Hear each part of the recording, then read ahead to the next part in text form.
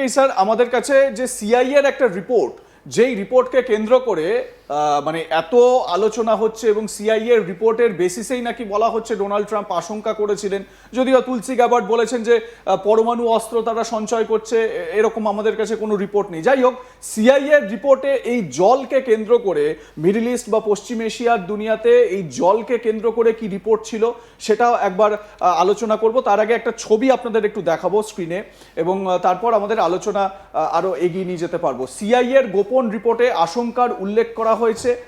কি উল্লেখ করা রয়েছে আমরা একটু আর কে স্যারের সঙ্গে একটু জানার চেষ্টা করব। স্যার দেখুন, সিআইএ নাকি এইরকম রিপোর্ট একটা দিয়েছে, মানে যুদ্ধের মানে বেশ কয়েক বছর আগে, যে ইরান নাকি এইখানে এই যে লবণমুক্ত যে জলের প্লান্টগুলো রয়েছে সেই প্লান্টগুলোকে নিজেদের যে সহযোগী জিহাদি গোষ্ঠীগুলো, যেরকম হেজবোল্লাহ, তো এই রকম জিহাদি গোষ্ঠীগুলোকে দিয়ে নাকি ওই প্লান্টগুলো পুরো একেবারে দখল করে নিতে চাইছে।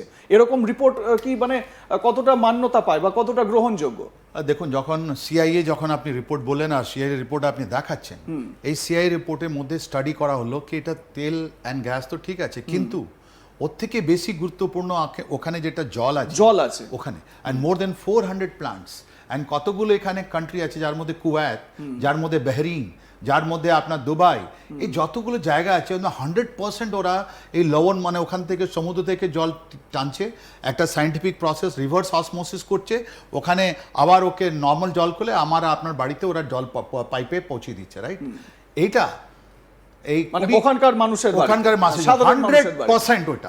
আর যদি ওই প্ল্যান্টগুলো শেষ করে দেওয়া হয় তাহলে তার মানে কত লোক আবার মরবে, কেন ওরা তো সমুদ্রের জল খেতে পারবে না। আর এরকম জিনিস ওখানে হয়েছে, কেন এই স্টাডিটা সিআইএ করলো, এরকম জিনিস ওখানে কুয়েত, মানে এইখানেই কি সেই কারবালার যুদ্ধে যে ওই ইউফ্রেটিস নদের জল নিতে দেওয়া হয়নি, সেই কুরানিক কনসেপ্টটা এবারে মিলে যাচ্ছে? অ্যাবসলিউটলি। এন্ড গতবার কি হয়েছে জানেন, এই ইরাক যেখানে কারবালা আছে, যখন ওদের যুদ্ধ চলছিল কুয়েতে 1980, মনে আছে তো, 1980 to 1988, ওরা কি করেছে, এত বদমাইশি করেছে ইরাক, ওখানে যতগুলো ক্রুড অয়েল আছে এই জলের মধ্যে আপনার ফেলে দিয়েছে। তার মানে আপনি যদি ওখান থেকে জলও তুলতে গেলে ওর মধ্যে ক্রুড অয়েল ছিল, তার মানে তারপরে কুয়েত কি করলো, কুয়েত অন্য জায়গা থেকে হাওয়াই জাহাজ ভরে ভরে ওরা বটল ওয়াটার নিয়ে ওরা নিজের পপুলেশনকে খাইয়েছে। তাহলে সিআইএ এটা স্টাডি করে বের করলো যে এটা আপনি বলছেন ইরাক ইরান ওয়ারের সময়, কুয়েত সঙ্গে যখন ইনভলভ ছিল, কুয়েতের যতগুলো জল ছিল ওর মধ্যে ক্রুড অয়েল ফেলে দিল। এন্ড ক্রুড অয়েল ফেললে কি হবে, ডিস্যালিনেশন যেটা প্লান্ট আছে, যেখানে লবণ যেটা মুক্ত করবে আপনার জলকে, ওটা কাজই করবে না, কাজ করতে না লাগলে তার মানুষগুলো তো মরে যাবে। তো এটা তো অনেকবার হয়েছে। এই 20 মার্চের পর ইরানের কাছে যখন ওরা হামলা চালিয়েছে এই ডিস্যালিনেশন প্ল্যান্টে, ওরা বলছে আমরাও হামলা করব, আর দুটো জায়গা হামলা করেছে, অনেক জায়গায় এটা ক্ষতিও হয়েছে। কিন্তু ওরকম ব্যাপার কি, যেহেতু পুরো পপুলেশন আপনার এরকম জলের উপর ডিপেন্ডেন্ট আছে, তাই জন্য ওরা কি হয়েছে, ওরা বলছে কি তুমি আর করো না। আপনি জেনে আশ্চর্য হবে, কাতারের উপর 15 মার্চের পর ইরান আর হামলা করেনি। কেন? কাতার আর ইরানের মধ্যে একটা গোপন চুক্তি হয়ে গেছে। এই গোপন চুক্তির ব্যাপারটা আমরা আরো বিস্তারিত জানার চেষ্টা করব। এর পরের যে আমাদের টপিক, যেই টপিকে আলোচনা করা খুব জরুরি, এই মুহূর্তে যুদ্ধের পরিস্থিতি কি, শান্তির কথা বলা হচ্ছে, ডোনাল্ড ট্রাম্প আলোচনায় বসার কথা বলছেন, আলোচনা চলছে বলে জানিয়েছেন, কিন্তু আদতে আলোচনা কি হচ্ছে, ইরান কি এই আলোচনা মেনে নিচ্ছে? আসছি পরের আলোচনায়। দেখুন, কাফের ইউএসএ, ইরানের জন্য তো ইউএসএ কাফের, তো সেই কাফের ইউএসএ কে শিক্ষা দেওয়ার জন্য ইরান কোনো রকমভাবে আমেরিকার চাপিয়ে দেওয়া যে শর্ত, সেই শর্তগুলোকে মেনে শান্তি চুক্তি করবে না, এটা নিশ্চিত।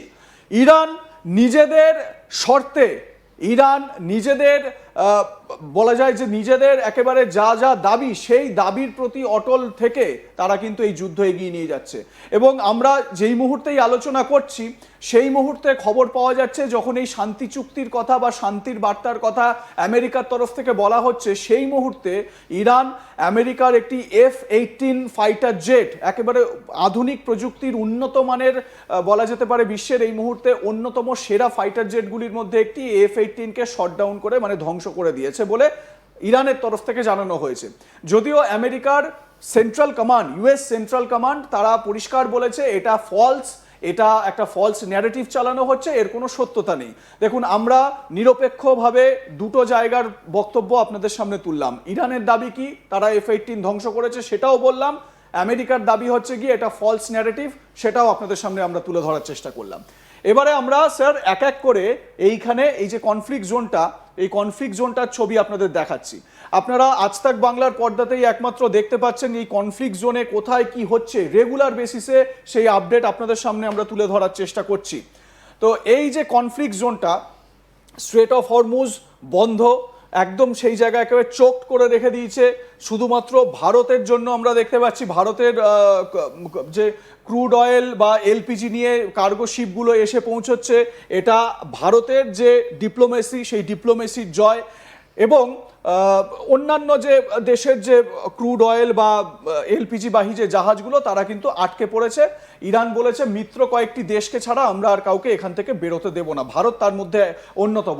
মাথায় রাখবেন, ভারত মানে কোনোভাবেই কিন্তু এই মুসলিম ব্রাদারহুডের মধ্যে পড়ে না, কিন্তু তারপরেও একটি শিয়া মুসলিম দেশ ধর্মনিরপেক্ষ ভারতকে, যেখানে হিন্দু মেজরিটি বেশি, সেই দেশকে তাদের বন্ধু বলে মানছে, অগ্রাধিকার দিচ্ছে।